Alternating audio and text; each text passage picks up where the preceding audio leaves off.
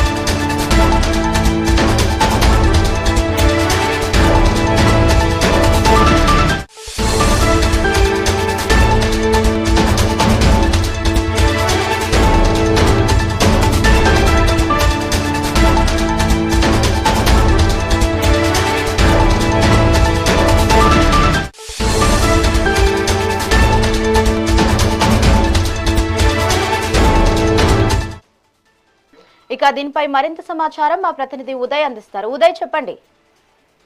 Good morning Banu.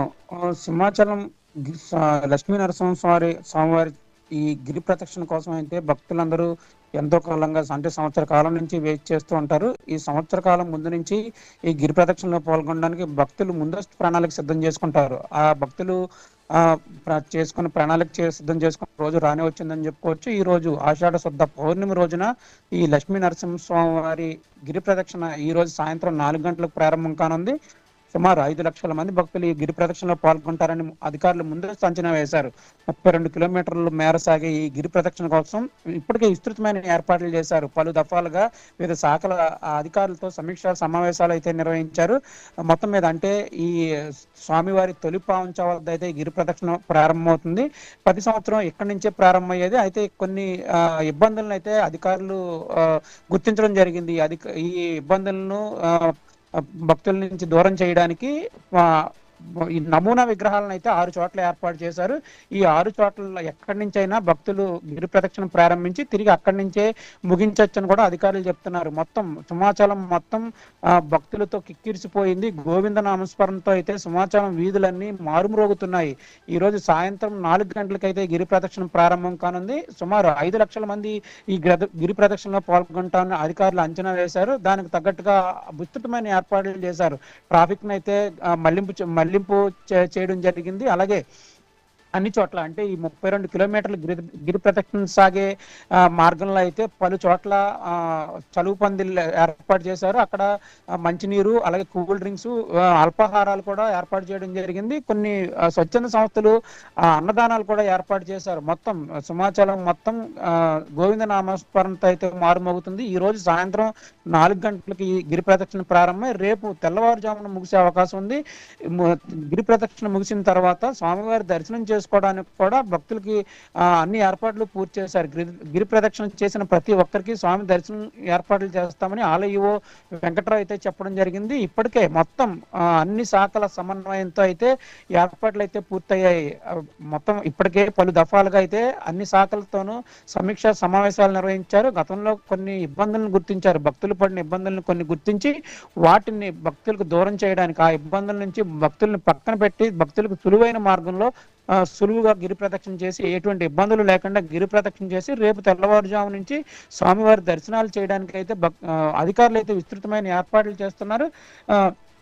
అంటే ఈ సింహాచలం గిరి ప్రదక్షిణను రాష్ట్రంలోనే ఒక అత్యంత పవిత్రమైన ఆధ్యాత్మిక కార్యక్రమంగా అయితే భక్తులు భావిస్తారు. ఆ విధంగానే అధికారులు కూడా ఏర్పాట్లు చేశారు. రాష్ట్ర ప్రభుత్వం ఈ గిరి ప్రదక్షిణ ఎంతో ప్రతిష్టాత్మకంగా తీసుకుని ఎటువంటి ఇబ్బందులు లేకుండా ఏర్పాట్లు చేయాలని చంద్రబాబు నాయుడు ఇప్పటికే అధికారులను ఆదేశించడం జరిగింది. ఆ నేపథ్యంలోనే అధికారులు కూడా ముఖ్యమంత్రి ఆదేశాలను పాటిస్తూ అయితే భక్తులకు ఎటువంటి ఇబ్బందులు లేకుండా ఏర్పాట్లు అయితే ఇప్పటికే పూర్తి చేశారు.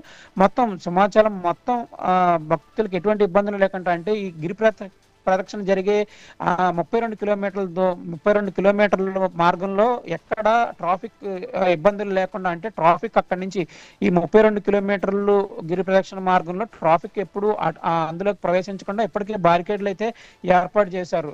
భక్తులు ఏ ఇబ్బందులు లేకుండా 32 కిలోమీటర్లు గిరి ప్రదక్షిణ చేస్తూ స్వామివారి దర్శనం చేసుకోవడానికి అయితే ఆలయ అధికారులు అన్ని ఏర్పాట్లు పూర్తి చేశారు. రేపు ఉదయం ఈ గిరి ప్రదక్షిణ పూర్తయిన తర్వాత స్వామి దర్శనం కూడా ఎంతమంది వచ్చినా వారికి స్వామి దర్శనానికి అనుమతిస్తామని కూడా ఆలయ ఈవో వెంకట్రావు అయితే చెప్పడం జరిగింది. Banu right thank you Uday.